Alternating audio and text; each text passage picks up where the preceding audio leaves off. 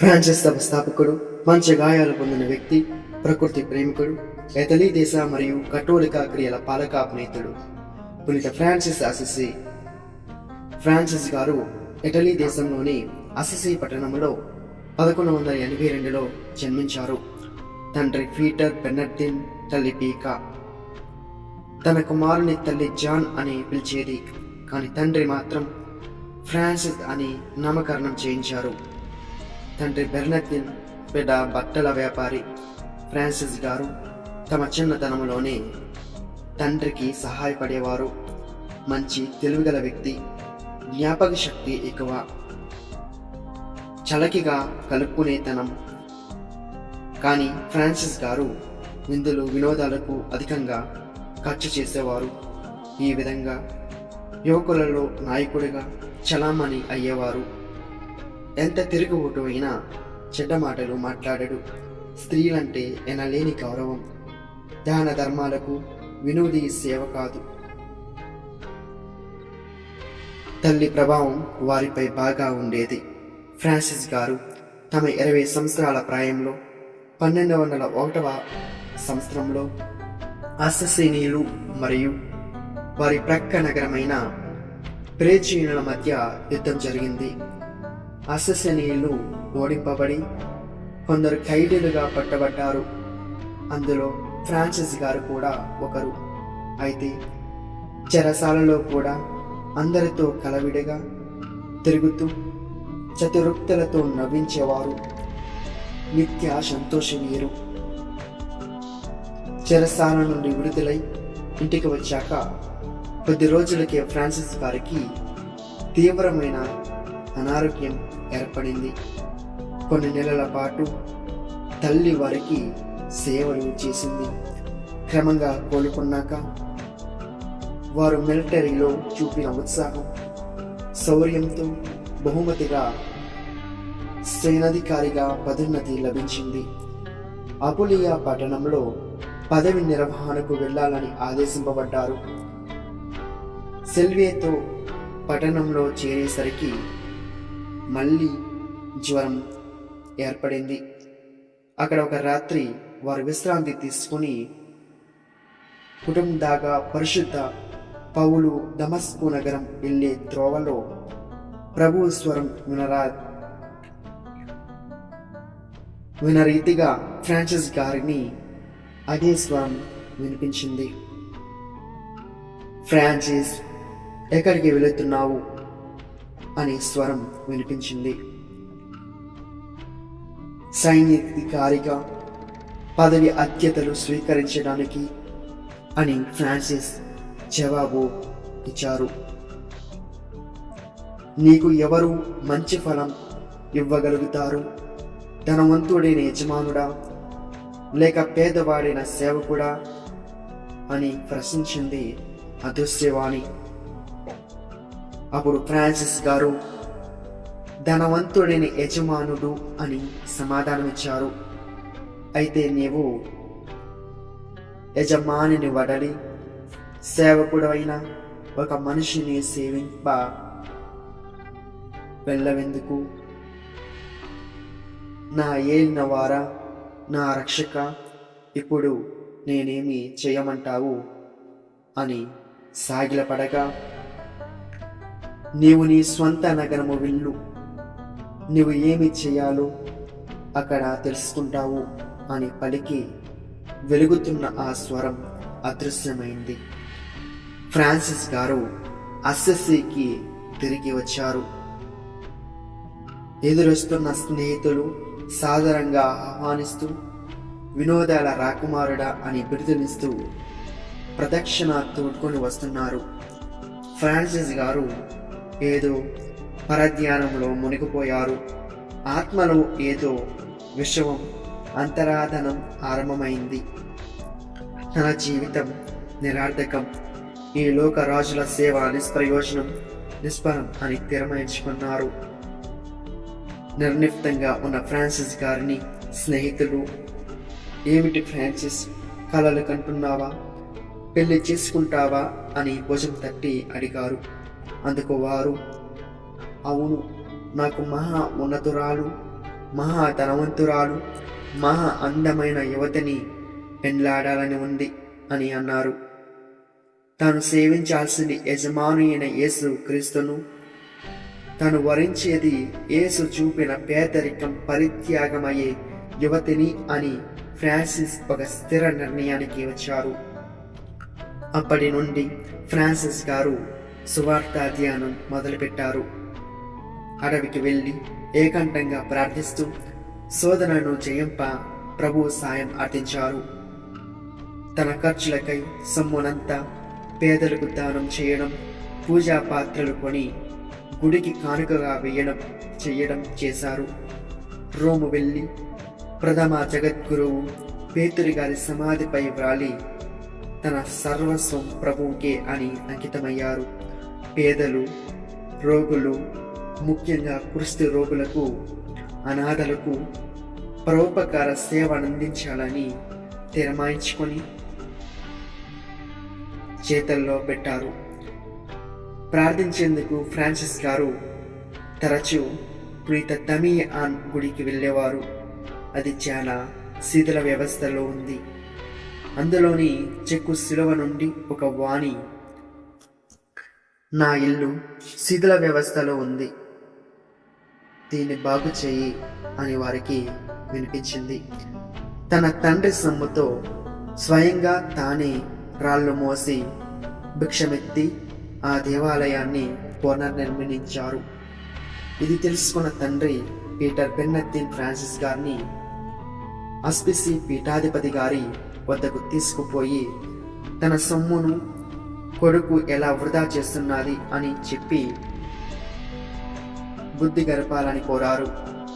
గుడి పునర్నిర్మాణం భిక్షకులకు దాన ధర్మాల కూడదని పీఠాధిపతులు చెప్పలేకపోయారు. అప్పుడు ఫ్రాన్సిస్ తమ తండ్రితో, మీరు నా తండ్రిగా భావించాను, కానీ ఆ దేవుడే నా తండ్రి నాని అనుగ్రహించాను. వారికే నా జీవితాన్ని సర్వస్వం అని చెప్పగానే, అయితే నా సొమ్ముతో కొన్న నీవు ధరించిన వస్త్రములు కూడా ఇచ్చేయి అని తండ్రి గడ్డింపగానే ఫ్రాన్సిస్ గారు తన వస్త్రాలని ఇచ్చేశారు. మేత్రానులే ఫ్రాన్సిస్ గారి పై ఒక వస్త్రాన్ని కప్పి దీవించారు. ఫ్రాన్సిస్ దేవునికి స్తుతిగానం చేస్తూ అక్కడి నుండి వెళ్ళిపోయారు. ఫ్రాన్సిస్ గారు అతనిపై అనేక ఆశలు పెంచుకున్న వారి తండ్రి తన కుమారుడు గొప్ప ఉన్నత పదవి చేపట్టాలని ఆశించాడు. కానీ అతను ఆశించిన జీవిత విధానమే మారిపోయిందంటూ తన ఆస్తికి ఫ్రాన్సిస్ గారు వారసుడు కాదని బహిరంగంగా ప్రకటించాడు. ఫ్రాన్సిస్ గారు కూడా తనకున్న కొద్దిపాటి ఆస్తి ఆపస్తులను తిని వదులుకొని ఒక మూనిగా జీవించడం ప్రారంభించారు. పేదరికం అంటే నిరుపేదగా గడిపారు. 1206లో తన సంపూర్తిగా దేవంకితులుగా జీవింపసాగారు. భిక్షమెత్తుటూ ఆ సొమ్ముతో అసిసిలో 3 దేవాలయాన్ని బాగు చేయించారు. 1299లో ఫిబ్రవరిలో పునీత దుమియన్ గుడిలో పూజలో పాల్గొని ఉండగా పూజ గురువు డాన్ పియత్రోగా మత్తాయి సువార్త 10వ అధ్యాయంలోని 7 నుండి 9వ వచనం వరకు చదివి ఉపదేశించారు. అందు యేసు ప్రభువు తన శిష్యులను బోధించుటకు వెళ్ళమని ఆజ్ఞాపించిన విధం ఫ్రాన్సిస్ వారిని మిక్కిలి ఆకర్షించింది. ఆ వాక్కులే తనను మూల సూత్రంగా నిలుచుకున్నారు.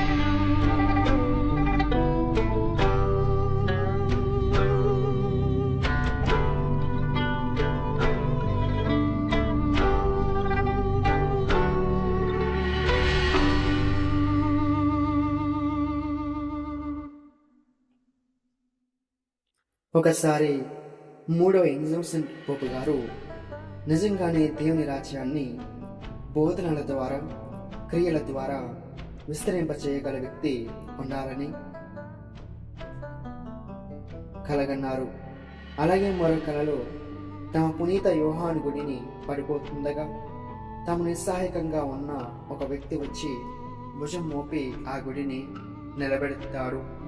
అయితే ఫ్రాన్సిస్ గారిని అనుసరింప దలుచుకున్న వాళ్ళు కొద్దిమంది వారితో చేరారు. వారంతా ధనవంతులే, ఉన్నత పదవుల్లో ఉన్నవాళ్ళే. వారి ఆస్తులన్నింటినీ పేదలకు పంచిపెట్టారు. పొరియంకుల్లో అప్పటి వీరి సంఖ్య 12కి చేరుకుంది.